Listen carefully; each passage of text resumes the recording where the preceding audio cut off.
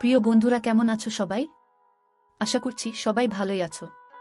বন্ধুরা, আজকে আমার জীবনের বাস্তব সত্যি একটি ঘটনা তোমাদের সাথে শেয়ার করব। ঘটনাটি পুরো শুনলে তোমাদের জল বের হয়ে যাবে, তাই ভিডিওটি না টেনে সম্পূর্ণ দেখতে থাকো। চলো তাহলে বেশি কথা না বলে শুরু করা যাক। বন্ধুরা, আমার নাম শ্যামল। আমার বয়স যখন 15 বছর, তখন আমার মালিক ম্যাডাম আমাকে নিয়ে যান এবং আমাকে দিয়ে 300 টাকার বিনিময়ে ম্যাডাম তার পিঠে মালিশ করাতেন। আমি 300 টাকা পেয়েই অনেক খুশি হয়ে যেতাম এবং ম্যাডামের পিঠে মেসেজ করে দিতাম। কিন্তু হঠাৎ একদিন ম্যাডাম বললেন, শ্যামল বাবা, রুমের লাইটটা নিভিয়ে দাও। আমি তার কথা মতোই লাইট নিভিয়ে দিলাম এবং আমি জ্ঞান হারিয়ে ফেললাম। যখন নাকি ম্যাডাম আমাকে, আমি যেই বয়সের মধ্য দিয়ে যাচ্ছি, এই সময়টা খুবই খারাপ সময় একটি ছেলের জন্য, কারণ তাদের মনোযোগ তাদের সামনে উপস্থিত থাকা মহিলাদের উপর পড়ে। এমন অবস্থায় কারো কোমর মালিশ করা আমার জন্য খুবই কষ্টকর। যখন ম্যাডাম আমাকে তার কোমর মালিশ করে দিতে বললেন, তখন কিছুক্ষণ অবাক হয়ে তার দিকে তাকিয়ে রইলাম। এটা আমি কিভাবে করব? এটা খুবই লজ্জার বিষয়, কিন্তু আমার বাবা বলেছিলেন, ম্যাডামের কোনো কথায় না করবি না। তিনি খুবই দয়ালুবান মহিলা। তুই যদি তার মনে জায়গা করে নিতে পারিস, তাহলে তোকে তোর বেতনের চেয়েও অধিক টাকা দিবেন। হ্যাঁ, তিনি তো বেতন ছাড়াই প্রতিদিন আমাকে 300 টাকা দিবেন বলেছেন এবং দিয়েছেনও, এবং এই বাড়তি টাকা পেয়ে আমি খুব খুশি হয়েছিলাম। কিন্তু তিনি যখন তার কোমরে তেল দিয়ে আমাকে মালিশ করে দিতে বললেন, তখন আমি হতভম্ব হয়ে গেলাম। তিনি কিভাবে একটা এই বয়সী ছেলেকে দিয়ে তার কোমর মালিশ করাতে পারেন? আমি কিছু বলে উঠতে পারলাম না, কিন্তু খুব নার্ভাস ছিলাম। তিনি আমাকে তার রুমে নিয়ে গেলেন, তারপর বিছানায় শুয়ে পড়লেন এবং তারপর বললেন, কি ব্যাপার বাবু, দাঁড়িয়ে আছো কেন? তেল মালিশ শুরু করো। এরপর আমি যখন তার কোমর থেকে কাপড়টা তুলে দিলাম, তখন আমার চোখ দুটো ছানা বড়া হয়ে গেল। এরপর তিনি আমাকে যে তেল দিয়েছিলেন, সেই তেল আমার হাতে জড়িয়ে নিয়ে চোখ বুজে তার কোমরে মালিশ শুরু করলাম। আমার একমাত্র উদ্দেশ্য ছিল ম্যাডাম আমাকে যে কাজ দিয়েছে সেই কাজ পুরোপুরি মনোযোগ দিয়ে করা। আমি একবারের জন্য তার কোমরের দিকে তাকিয়ে দেখিনি। আমি শুধু চোখ নামিয়ে মেসেজ করেছিলাম। আমার মনে আছে যে আমি প্রথম যখন এখানে কাজ শুরু করি, প্রথম দিকে কাজ শুরু করার সময় আমি যখন ম্যাডামের ঘরে প্রবেশ করলাম, তখন ম্যাডামকে কিছুটা অন্যরকম লাগছিল। আমি তার চেহারায় অদ্ভুত পরিবর্তন লক্ষ্য করলাম। তিনি ঘেমে ভিজে যাচ্ছিলেন। আমি ঠিক জানি না যে তার কি হয়েছিল। আমাকে দেখার পরই সে হঠাৎ সোজা হয়ে আমার দিক থেকে অন্যদিকে ঘুরে তাকালো। আমি কিছুটা অবাক হয়ে ম্যাডামের দিকে তাকিয়েছিলাম। আমার মনে হলো ম্যাডামের শরীর ভালো না। আমি সবসময় নীরবে ম্যাডামের সেবা করে যেতাম, কিন্তু আজ কিছুটা দ্বিধা নিয়ে ম্যাডামকে জিজ্ঞাসা করলাম, ম্যাডাম আপনি ঠিক আছেন তো? আপনাকে আজ অন্যরকম লাগছে। আমি আমার ম্যাডামকে সবসময় সম্মান করতাম এবং আমি সবসময় তাকে নিয়ে চিন্তিত থাকতাম, কারণ তিনি শুধু আমার ম্যাডাম ছিলেন না, উনি ছিলেন আমার খুব ভালো একজন অভিভাবক। তিনি আমার ছোটবেলা থেকেই আমাকে সাহায্য করে আসছেন এবং আমার দুঃখী জীবনকে সুখী করে তোলার চেষ্টায় রয়েছেন। আমি অনেক কষ্টে ছিলাম, কিন্তু তার দেওয়া টাকা পয়সা আমার জীবন বদলে দেয় এবং আমার বাড়ির অবস্থার পরিবর্তন হয়। যাই হোক বন্ধুরা, আমার প্রশ্নের উত্তরে ম্যাডাম হালকা মাথা নেড়ে উত্তর দেন যে না, সবকিছু ঠিকঠাক আছে, আমি ঠিক আছি। কিন্তু তার চোখে মুখে স্পষ্ট ছিল যে তিনি কিছু লোক আছেন এবং তিনি খুব টেনশনে আছেন। আমি কয়েক মাস ধরেই তার বাড়িতে কাজ করছি। আজকে প্রথমবার যখন তিনি আমাকে মেসেজ করতে বলেছিলেন, আমি খুব ভয় পেয়ে গিয়েছিলাম, কারণ পুরো বাড়িতে তিনি একাই থাকতেন, না তার স্বামী না তার সন্তান। কথাটা শুনে প্রথমে আমি চুপ হয়ে গেলাম, কিন্তু আমি মালিশ করলাম, সারাক্ষণ হাত কাঁপছিল। আমি ভেবেছিলাম ম্যাডাম হয়তো একদিনের জন্য এই কাজটি আমাকে দিয়ে করাবেন, কিন্তু এখন তো তিনি প্রতিদিনই আমাকে দিয়ে এই কাজ করাচ্ছেন। আমি ম্যাডামের কোনো কাজেই এতটা ঘৃণা বোধ করি না, কারণ তিনি কোনো উদ্দেশ্য নিয়ে আমাকে দিয়ে কোনো কাজ করাতেন না। কিন্তু যখন আমি একা রুমের মধ্যে তাকে তেল মালিশ করতাম, তখন আমার খুব অস্বস্তি বোধ হতো। একটা জিনিস খুব ভালোভাবে খেয়াল করলাম যে আমি যখন থেকে ম্যাডামকে কোমরে তেল মালিশ করতে শুরু করলাম, তখন থেকেই ম্যাডাম খুব ভালোবাসার নজরে তাকানো শুরু করলেন। ম্যাডাম আগে আমাকে 300 টাকা দিতেন, কিন্তু এখন 500 থেকে 600 মতো টাকা দেন। কিন্তু তার এই ভালোবাসায় আমি বিরক্ত হয়ে পড়েছিলাম। কিন্তু তারপরেও আজও আমি প্রতিদিনের মতোই তেলের কৌটা হাতে নিয়ে কোমর মালিশ করার উদ্দেশ্যে গেলাম। 15 বছর বয়স থেকেই আমি ম্যাডামের কোমর মালিশ করে আসতেছি। এই কাজটি আমাকে খুবই বিব্রত এবং বিরক্ত করত। তাই মাঝে মাঝে আমার ম্যাডামের উপর রাগও হতো, কারণ তিনি আমাকে দিয়ে এই কাজ করাতেন। কিন্তু এসব কাজ করতে আমি বাধ্য ছিলাম, কারণ আমার টাকার দরকার। তাই নির্দ্বিধায় আমি এসব কাজ করে যেতাম। অনেক পরেই আমি বুঝতে পেরেছিলাম যে ম্যাডাম আমাকে দিয়ে এই কাজ কেন করাতেন। যাই হোক, আমি তেল নিয়ে ম্যাডামের বিছানায় বসলাম। ম্যাডাম হঠাৎ আমাকে বলল, বাতি নিভিয়ে দাও। আমি অবাক চোখে ম্যাডামের দিকে তাকালাম। আমার কাছে বিষয়টা গড়বড় মনে হচ্ছিল, কিন্তু ম্যাডামকে কিছু বলতে পারলাম না। আমি বাতি নিভিয়ে দিলাম এবং অন্ধকারে হাতিয়ে হাতিয়ে ম্যাডামের বিছানার কাছে পৌঁছালাম। অন্ধকারে বুঝতে পারলাম ম্যাডাম শুয়ে আছে। আমি ম্যাডামের দিকে হাত বাড়ালে ম্যাডাম আমাকে থামিয়ে দিয়ে আমার হাত ধরে তিনি আমাকে যা বললেন তা শুনে আমি জ্ঞান হারিয়ে ফেললাম। আমার বুক ধুকধুক করতে শুরু করল। আমি আমার জায়গায় চুপচাপ বসে রইলাম। আমার নড়াচড়া করা কঠিন হয়ে পড়ে। আমার ম্যাডামের কথা শুনে আমি কেঁপে উঠেছিলাম। আমি শিলিগুড়ির একটি গ্রামে থাকতাম। আমার পরিবার খুবই গরিব। আমার বয়স যেহেতু 15 বছর, তাই আমার পক্ষে কাজ পাওয়া বা টাকা ইনকাম করা খুব কঠিন ছিল। আমি খুব কষ্ট করে আমার বাবা মাকে আমাদের সংসার চালাতে দেখেছি। তারা খুবই কষ্টে ছিল, কিন্তু আমি তাদেরকে কোনো সাহায্যই করতে পারিনি। আমি তাদেরকে নিয়ে খুবই আবেগী ছিলাম, কিন্তু টাকা ইনকাম করে তাদেরকে কোনোভাবেই সাহায্য করতে পারছিলাম না। লেখাপড়া করা আমার স্বপ্ন ছিল, কিন্তু আমি জানতাম যে লেখাপড়া করার মতো টাকা পয়সা বাবা মার কাছে নেই। আমাদের বাড়িতে 3 বেলা খাওয়াই কষ্ট।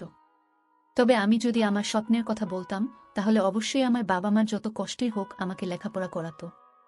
কিন্তু আমি অতটা স্বার্থপর ছিলাম না, তাই নিজের স্বপ্নগুলোকে নিজের বুকেই দাফন করে দিয়েছি। কিন্তু এই জিনিসগুলো আমাকে হতাশ করত এবং উদাসীন রাখত। আর সেই দিনগুলিতেই আমার ম্যাডাম আমার জীবনে এসেছিলেন। ম্যাডাম একজন বয়স্ক মহিলা, একা থাকতেন।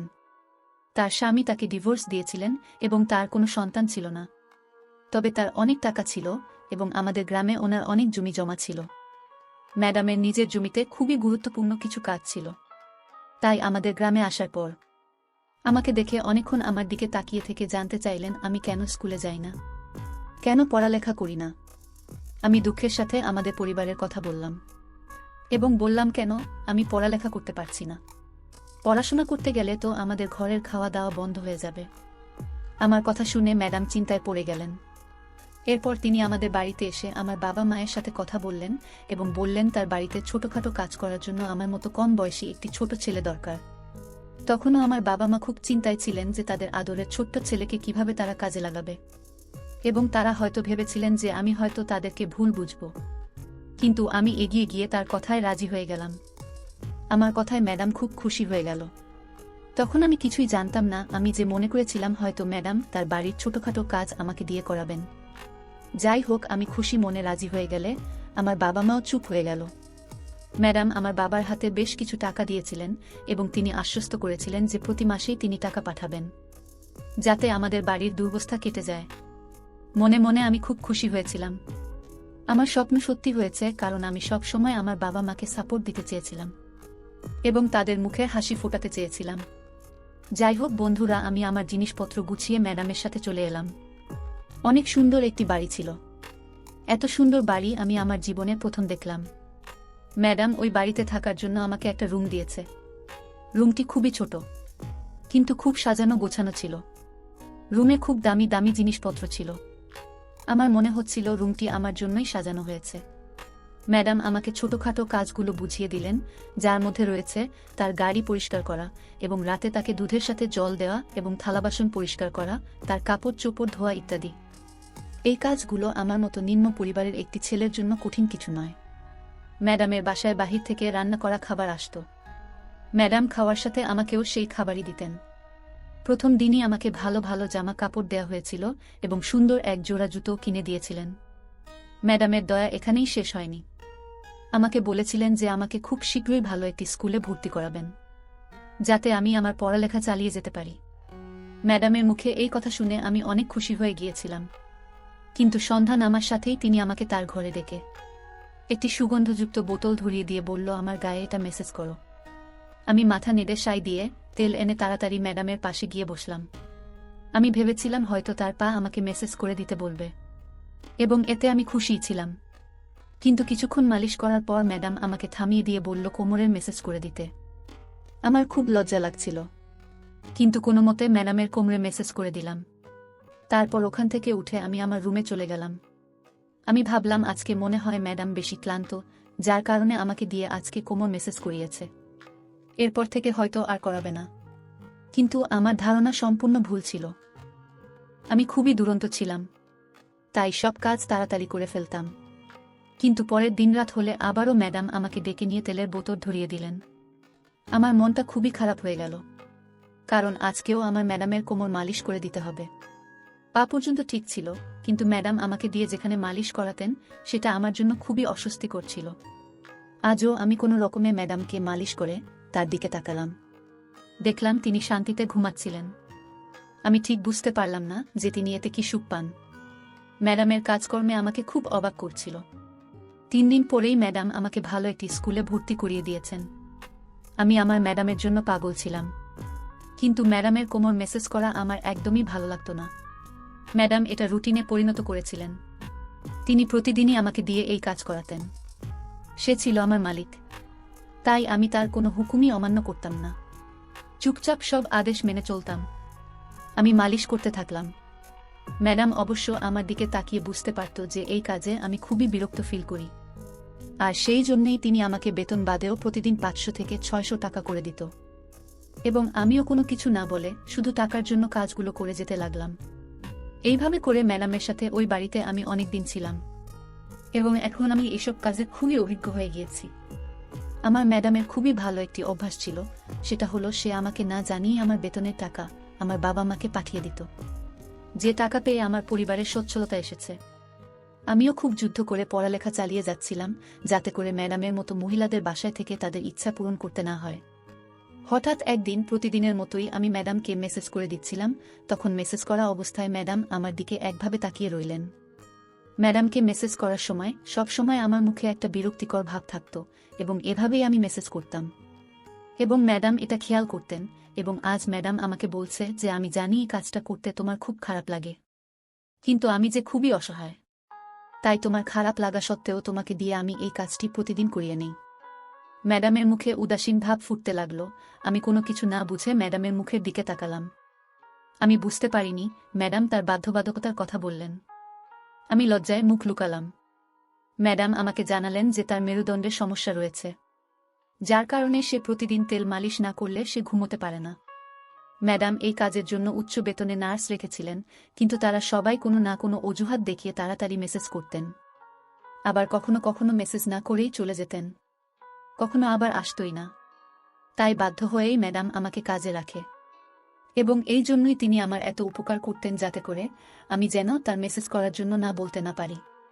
এসব কথা বলে ম্যাডাম থামলেন, আর ম্যাডামের এসব কথা শুনে আমি লজ্জা পেলাম। তার জন্য আমার খুবই খারাপ লাগছিল। এতটা উপকার করেছেন, তাকে নিয়ে আমি উল্টাপাল্টা ভেবেছি বলে এখন আফসোস করছিলাম। এবং এরপর থেকে আমার ম্যাডামের মনের মতো করেই তেল মালিশ করে দিতাম। আমি কখনোই বিরক্ত হতাম না। ম্যাডাম আমাকে সবসময় খুশি রাখতেন। বন্ধুরা, এখন আমি যুবক হয়ে গিয়েছি, এবং ম্যাডাম বৃদ্ধ হয়ে গেছে। একদিন আমি ম্যাডামের রুমে মালিশ করতে গিয়ে দেখলাম ম্যাডামের অবস্থা খুবই খারাপ। আমি জিজ্ঞাসা করলেও ম্যাডাম আমাকে কিছুই বললেন না।